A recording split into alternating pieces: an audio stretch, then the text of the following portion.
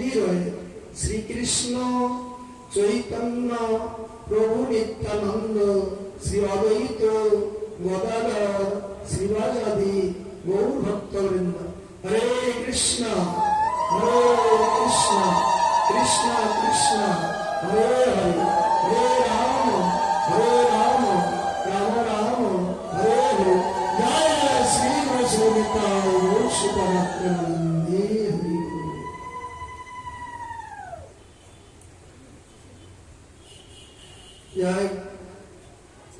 আমরা বক্সরডাঙ্গা বাজারে ভগবত সমিতি কমিটি বৃন্দের উদ্যোগে সকলের শুভদিনের উদয় হয়েছে।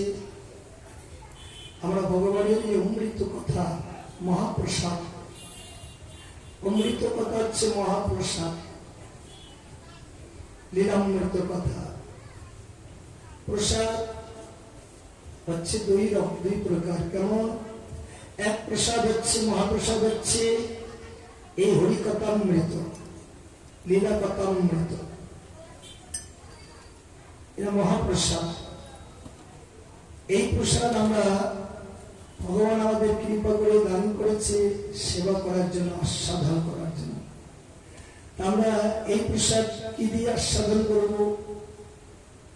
হাতে তুলে মুখে দিয়ে চাবিয়ে চাবিয়ে খাবো কি না? এই মহাপ্রসাদ লীলামৃত কথা কান দিয়ে সেবা করতে হবে, দুই কর্ণ দিয়ে। এই মহাপ্রসাদ দুই কর্ণ দিয়ে সেবা করতে হবে। এই মহাপ্রসাদ দুই কর্ণ দিয়ে যদি আমরা সেবা করি, শ্রবণ করি, আর যখন ভিতরে প্রবেশ করলে এটা রসটা আস্বাদন করে যে হরিকথামৃত সত্যিকারী অমৃত কথা। এটা যে কত মিষ্টি, কত সুস্বাদ। হ্যাঁ, আর এক মহাপ্রসাদ হচ্ছে ঠাকুরের যখন ভোগ লাগানো হয়, ভোগ লাগিয়ে যে মহাপ্রসাদ বিতরণ করা হয়, এটাও মহাপ্রসাদ। এই মহাপ্রসাদ আমরা হাত দিয়ে তুলে মুখে দেব, চাবিয়ে চাবিয়ে সেবা করব। এই মহাপ্রসাদ খেলে পেট ভরে, আর এই মহাপ্রসাদ খেলে লীলামৃত কথামৃত, এই প্রসাদ খেলে মন ভরে। হ্যাঁ, ওই প্রসাদ খেলে পেট ভরে, আর এই মহাপ্রসাদ খেলে মন ভরে। এই মহাপ্রসাদটা হচ্ছে সর্বশ্রেষ্ঠ। এই মহাপ্রসাদ যদি আমরা আস্বাদন করতে পারি তবে আমাদের আত্মার কল্যাণ হবে, আর ওই মহাপ্রসাদ খেলেও আত্মার কল্যাণ হয়। দুইটাই খুবই গুরুত্বপূর্ণ, এতটাও কম নয়। কিন্তু আগে এইটা, যার জন্য যেখানে এই ভগবত অনুষ্ঠান হয়, গোবিন্দের সেবা হয়, সাধক বৈষ্ণবের সেবা হয়, সেই স্থানে যেতে হয়। আর গেলে অনেকে যেমন বৈষ্ণব সেবার মধ্যে দেরি করে যায়, কিন্তু দেরি করে যেতে নাই। কমপক্ষে 10টার মধ্যে অ্যাটেন্ড হওয়া দরকার। 10টার মধ্যে পৌঁছাতে পারলে, তার যদি আগে পৌঁছাতে পারে আরো ভালো। গিয়ে ওখানে ঠাকুর সেবার কাজ করতে হয়।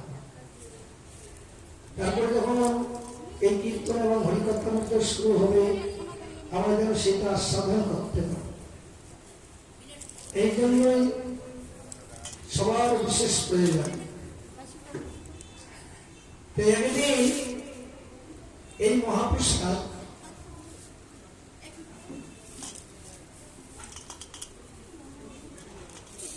আস্বাদন করলেন কে? সবার আগে যেমন দেবর্ষি নারদমণি আগে এই মহাপ্রসাদ আস্বাদন করেছেন। কেমন করে?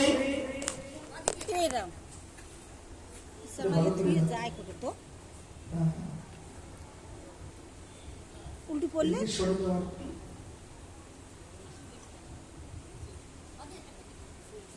এই মহাপ্রসাদ আস্বাদন করেছিলেন দেবর্ষি নারদমণি। কেমন করে আস্বাদন করলেন? নারদমণি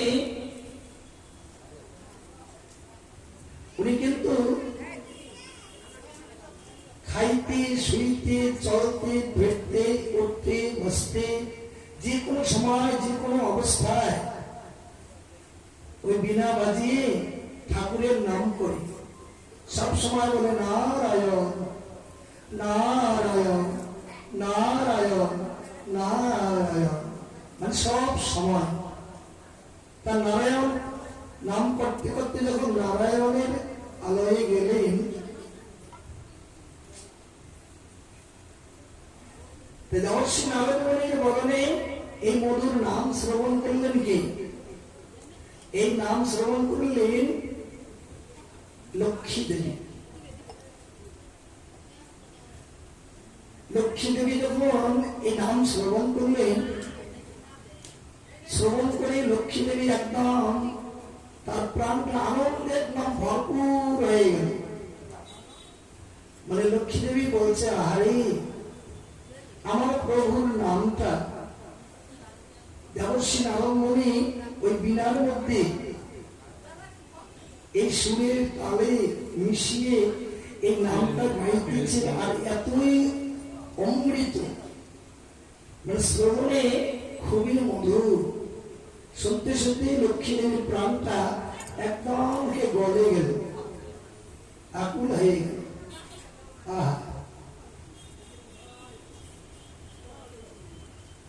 যখন প্রাণটা আনন্দে ভরপুর হয়ে গেল, লক্ষ্মী দেবী নারদমুনিকে বললেন, দেবর্ষী তোমার বদলে আমার প্রভুর নাম শ্রবণ করে আমার প্রাণ একদম আনন্দে ভরপুর হয়েছে, আমি খুব খুশি হয়েছি। তা আমি তোমাকে বর দেব, তুমি আমার কাছে বর মাগো। নারদমুনি বলছে যে মাতা আমার বর দিবে? হ্যাঁ, তোমাকে বর দেব, তুমি বর মাগো। তখন নারদমুনি বর চাইলেন কি, যে আমাকে যদি বর দিন, আমার অন্য কোনো বরের প্রয়োজন নেই, তাহলে তুমি কৃপা করে আমাকে প্রভু উচ্ছিষ্ট মহাপ্রসাদ আমাকে দান করবে। এই মহাপ্রসাদ প্রার্থনা করলেন যে প্রভু উচ্ছিষ্ট মহাপ্রসাদ আমাকে দান করবে। এই কথা যখন বলল, লক্ষ্মী দেবী তো আগে বলেছে তুমি যা চাবে আমি তাই দেব। এই মহাপ্রসাদ যখন প্রার্থনা করলেন, লক্ষ্মী দেবীর অন্তরে চিন্তা হইল, বিশাল ভাব এসে গেল। কেমন? সেই দিন সকালবেলা ভগবান নারায়ণ ওই লক্ষ্মী দেবীকে বলেছিলেন যে তোমাকে একটা কথা বলি। কি কথা? আমার এই উচ্ছিষ্ট মহাপ্রসাদ তুমি কিন্তু কাহাকেও দিবে না।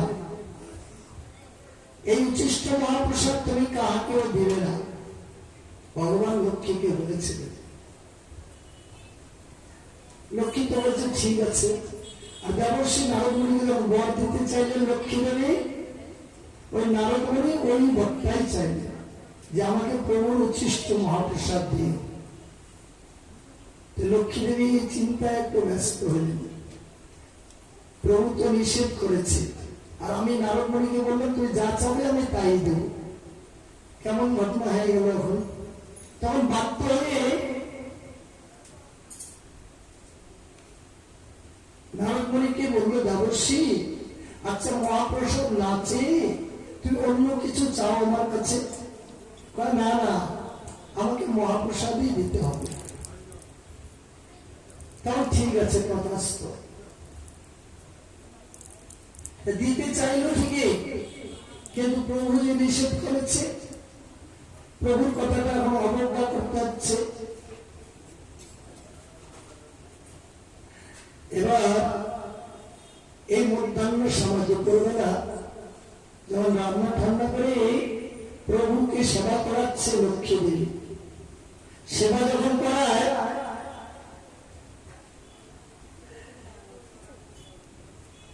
লক্ষ্মী দেবী প্রতিদিন যেভাবে আনন্দ প্রভুর সেবা করায়, সেই দিন কিন্তু লক্ষ্মী দেবীর আর মুখে হাসি নাই।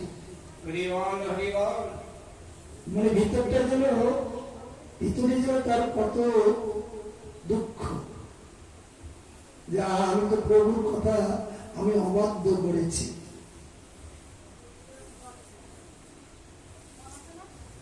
তা ভগবান তো বুঝতে পারে, বদন দেখলে বুঝতে পারে। লক্ষ্মী দেবী বদন দেখে বলছে, আচ্ছা শুনি, তুমি প্রতিদিন আমার সেবা করা কত আনন্দ সহকারে, কত হাসি খুশি তোমার বদন, কিন্তু আজকে কেন তোমার মুখে হাসি নেই? কি হয়েছে তোমার? আর যখন এই কথা বলছে ভগবান, লক্ষ্মী দেবী যে সুযোগ পেলেন, সঙ্গে সঙ্গে প্রভুর চরণে পড়লেন যে প্রভু, আমি আপনার চরণে খুব অপরাধ করেছি। যে কি অপরাধ করেছ? যে আপনি তো বলেছিলেন আমার উচ্ছিষ্ট মহাপ্রসাদ কাউকেও দেবে না। দেবর্ষী নারদ মুনির বদনে আপনার নাম কীর্তন শ্রবণ করে আমার প্রাণটা একদম বিগলিত হয়ে গেছে, আনন্দে ভরপুর হয়ে গেছে। তাই তাকে আমি বর দিতে চেয়েছিলাম, আর নারদ মুনি ওই উচ্ছিষ্ট মহাপ্রসাদই প্রার্থনা করেছে। এখন আমি কি করি? নারদ মুনিকে আমি কথা দিয়ে ফেলেছি। তখন ভগবান বলেন, ও এই জন্য তোমার প্রাণে হাসি খুশি নেই, দুঃখ, ঠিক আছে, তুমি একটা কাজ করবে, আজকের জন্য তোমাকে আমি ছাড় দিলাম, আজকের জন্য তুমি দিয়ে দাও, কিন্তু আর কোনদিন দিবে না। লক্ষ্মী দেবী প্রণাম জানিয়ে বলো, ঠিক আছে প্রভু। তা ভগবান বললেন, আমার সামনে কিন্তু আমার ভক্তকে আমার উচ্ছিষ্ট মহাপ্রসাদ দিবে না। এই যে নিষেধ করছে ভগবান, ভগবানের সামনে খেতে নাই, ভগবানের চরণামৃত ভগবানের সামনে খেতে নাই। হ্যাঁ, এগুলো কিন্তু নিষেধ। এই যেভাবে আমরা প্রসাদ খাই, যে খাইতেছি, এটা নিষেধ, কিন্তু খাওয়া যায় না। ভগবানের উচ্ছিষ্ট প্রসাদ ভগবানের সামনে খেলে ভগবান কষ্ট পায়। ভগবানের চরণামৃত ভগবানের সামনে খেলে ভগবান কষ্ট পায়, যার জন্য আড়ালে খেতে হয়, নিয়ম। তাই এই যে নারদ মুনিকে যখন মহাপ্রসাদ দিলেন লক্ষ্মী দেবী, ভগবান বলে দিলেন, কিন্তু আমার সামনে দেবে না, তুমি আড়ালে দিবে। তাই লক্ষ্মী দেবী আড়ালে নারদ মুনিকে মহাপ্রসাদ দিলেন। যখন দিলেন, নারদ মুনির এত আনন্দ বেড়ে গেল, আরে আমার জনম ধন্য, আমি প্রভুর উচ্ছিষ্ট মহাপ্রসাদ পেয়েছি, আমার ব্যাপার ভাগ্যবান কে আছে জগতে। এই যে নারদ মুনির আনন্দ, ওনার এমন আনন্দ বেড়ে গেল, ঠাকুরের নাম উনি আরো বেশি করে করতেছে, একদম নৃত্য করতেছে, তাণ্ডব নৃত্য, নৃত্য করছে আর ঠাকুরের নাম করছে। নাম করতে করতে করতে করতে কোথায় গেলে? একেবারে কৈলাসে চলে গেলেন শিব ঠাকুরের কাছে। শিব ঠাকুরের কাছে যখন গেলেন, শিব ঠাকুর দেখছে, বাবা দেবর্ষী তোমার এত কেন আনন্দ? হ্যাঁ, এই কথা বললেন। তখন নারদ মুনি বলছে, আমি মহাপ্রসাদ পেয়েছি, মহাপ্রসাদ, তাই আমার এত আনন্দ। শিব ঠাকুর বলছে, তুমি মহাপ্রসাদ খেয়েছ, আমার জন্য এনেছ? যখন এই কথা বললেন, তখন বলছে, তোমার জন্য তো আমি আনিনি। বাহ, আমার জন্য কেন আনে নেই? তখন হাতের দিকে তাকিয়ে যাচ্ছে, এইভাবে দেখে কনিষ্ঠ আঙ্গুলের মধ্যে খালি কণিকা মাত্র লেগে আছে, অল্প। তখন নারদ মুনি তার এই কনিষ্ঠ আঙ্গুলটা শিব ঠাকুরের মুখের দিকে এগিয়ে দিলেন, যে দেখো কনিষ্ঠ আঙ্গুলে কণিকা মাত্র মহাপ্রসাদ আছে। এইভাবে দিলে শিব ঠাকুর এই মহাপ্রসাদটা খেয়ে নিলেন। যখন খেলেন, খাওয়া মাত্রই শিব ঠাকুরের এত আনন্দ বেড়ে গেল, শুরু করলো আর ডমরু বাজিয়ে হরিনাম করতে শুরু করলো। হ্যাঁ, নৃত্য করছে আর হরিনাম করছে আর ডমরু বাজাচ্ছে। মানে এমন তাণ্ডব নৃত্য শুরু করলে মনে হয় পৃথিবী একদম ধ্বংস হয়ে যায়, কাঁপতে আরম্ভ করলো। সবাই তো তখন দেখতেছি কেন আজকে না এত আনন্দ। হ্যাঁ, কিছুতেই কেউ থামাইতে পারছে না। তখন এই দেবদেবীরা এরা কি করলেন, বুদ্ধি করে ওই শঙ্করের কাছে চলে গেলেন, পার্বতীর কাছে। পার্বতীর কাছে গিয়ে সংবাদ যখন দিলেন যে ঠাকুর কেন এরকম হয়ে গেছে, তাড়াতাড়ি চলো তুমি। পার্বতী এসে গেছে, সত্যি কথাই তো, পৃথিবী ধ্বংস করে দিয়ে। তখন পার্বতী গেলেন, কি ব্যাপার, তোমার কি হয়েছে, এরকম আনন্দ কেন তোমার আজকে? সেটা বলেছে আমি মহাপ্রসাদ পেয়েছি, মহাপ্রসাদ, তাই আমার এত আনন্দ। তা পার্বতী বললেন, ও তুমি মহাপ্রসাদ পেয়েছ তাই তোমার এত আনন্দ, আমার জন্য এনেছ? যখন এই কথা বললো তখন শিক্ষা করলো, আনন্দ কমে গেল। বললো কিনা তোমার জন্য তো আমি আনি নেই। বাহ, আমি হলাম তোমার সহধর্মী, তুমি একা একা মহাপ্রসাদ খেয়েছো, আমার জন্য কণিকা মাত্র আনোনি। এই যে তখন পার্বতী রেগে গেলেন, শিক্ষা করতে আনন্দ থেমে গেলে পার্বতী রেগে গেলেন। এমন নৃত্য শুরু করলে পার্বতীও, মানে ভীষণ, আর কেউ থামাতে পারছে না। থামাতে যখন পারে না, দেবতারা কি করলেন, যুক্তি করে সেই গোবিন্দের কাছে খবর পৌঁছে দিলেন, তাড়াতাড়ি করে গোলকে চলে গেলেন যে ঠাকুর আজকে এই দেবীর এরকম ঘটনা, এমন তাণ্ডব নৃত্য শুরু করেছে, মনে হয় পৃথিবী ধ্বংস হয়ে যায়, আপনাকে তাড়াতাড়ি যেতে হবে। সঙ্গে সঙ্গে আমার গোবিন্দ চলে আসবে। গোবিন্দ এসে গেছে, সত্যি কথা তো, এমন তাণ্ডব নৃত্য শুরু করেছে। তখন জিজ্ঞাসা করা হচ্ছে, কি ব্যাপার ভগবতী, তোমার কি হয়েছে, কেন এত রেগে গেছে? তখন পার্বতী বলল, আমার প্রভু মহাপ্রসাদ খেয়েছে, আমার জন্য কণিকা মাত্র আনেনি। কেন আনে? তাহলে সে কেমন আমাকে ভালোবাসে? ও একা একাই মহাপ্রসাদ খেয়েছে, আমার জন্য কণিকা মাত্র আনেনি, এই জন্য আমি রেগে গেছি। তখন ভগবান শ্রীকৃষ্ণ উনি বললেন, তুমি শান্ত হও, মহাপ্রসাদ খাবে তো, ঠিক আছে, তোমাকে আমি মহাপ্রসাদ দিব, কথা দিলাম। কত মহাপ্রসাদ খাবে? তখন পার্বতী শান্ত হয়ে বলছে, আপনি আমাকে মহাপ্রসাদ দিবেন, কিন্তু আমাকে শুধু মহাপ্রসাদ দিলে আমি খুশি হব না। জগতে এই যে যত জীব আছে এরা সবাই আমার সন্তান, আমি একাই মহাপ্রসাদ খাবো, আমার সন্তান সন্ততিরে কেউ মহাপ্রসাদ পাবে না, এতে আমি খুশি হব না। আপনি যদি মহাপ্রসাদ দেন সবাইকে দিতে হবে। তখন কৃষ্ণ বললেন, ঠিক আছে, আমি কথা দিলাম তোমাকে মহাপ্রসাদ দেওয়ার জন্য। এবার আমি পুরুষোত্তম ভাবে প্রকার হব, পুরীতে প্রকার হব আমি জগন্নাথ রূপে। জগন্নাথ রূপে প্রকার হয়ে আমার মহাপ্রসাদ সবার আগে তোমাকে দিব, হ্যাঁ, তারপরে ভক্তদেরকে দিব। তাই পার্বতী বললে, আমি পুরীতে জগন্নাথ রূপে থাকবো, তুমিও গিয়ে আমার পাশে থাকবে বিমলা দেবী রূপে। যার জন্য পুরীতে যাবে, পুরীতে যেখানে জগন্নাথ দেবের মন্দির, তার পাশে হচ্ছে বিমলা দেবীর মন্দির। জগন্নাথের যখন ভোগ নিবেদন হয়, ওই ভোগ মহাপ্রসাদ সঙ্গে সঙ্গে পার্বতীর কাছে চলে যায়, বিমলা দেবীর কাছে। বিমলা দেবীর সেবা হবে, তারপরে এই মহাপ্রসাদ আনন্দ বাজারে চলে যায় ভক্তদের জন্য। তখন ওখান থেকে প্রসাদ বিতরণ হতে থাকে। তাই এই পুরুষোত্তম ভাবে যে এই মহাপ্রসাদ আজও পর্যন্ত এখনো সেখানে ওখানে জগন্নাথের যে ভোগ হয়, সেই ভোগের প্রসাদ স্বয়ং লক্ষ্মী দেবী উনি নিজে হাতে রান্না করেন এখনো।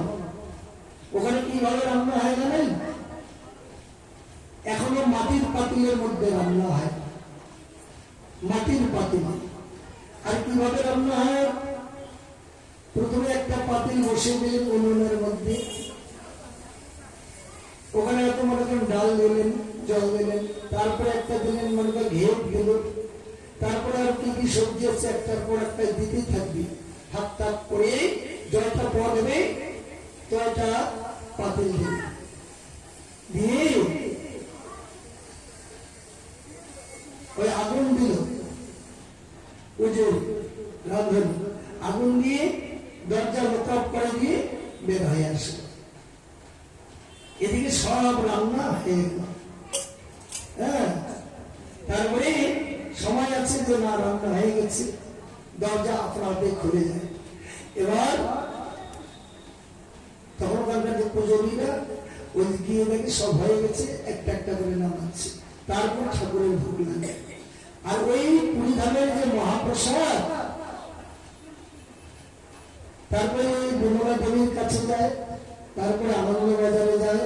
আর এই মহাপ্রসাদ সারা পৃথিবী জুড়ে এই মহাপ্রসাদ বিতরণ হচ্ছে, সারা পৃথিবী জুড়ে। এই মহাপ্রসাদ যদি কেউ কড়িকে মাত্র পায়, ভগবানের ভোগের প্রসাদ কড়িকে মাত্র পেলে কি হয়? তার আত্মা একদম গোলকে চলে যায় ভগবানের কাছে। যার জন্য মহাপ্রসাদ চেয়ে খেতে হয়। হয়তো আমরা অভিমান করি, এখানে অনুষ্ঠান হচ্ছে আমি যাব, লজ্জা লাগছে, না যাব না, কেউ কিছু বলো নাকি, না, এই অভিমান করা যাবে না। পরীক্ষা মাত্র হলে যদি গিয়ে সাদিয়া প্রসাদ নেই, আমার নিজের মঙ্গল হবে না। জয় মহাপ্রসাদ কি, জয় মহাপ্রসাদ কি, সুভদ্রা দেবী ঠাকুর কি, অবশ্যই নাথ মুনি কি নেতায় ব্রহ্মানন্দে।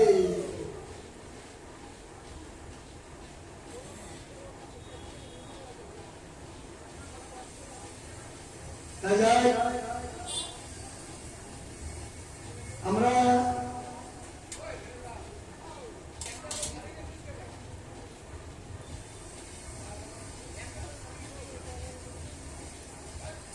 আজকে এই যে সপ্তম দিবস চলছে, পরীক্ষিতে পড়া যাবে না।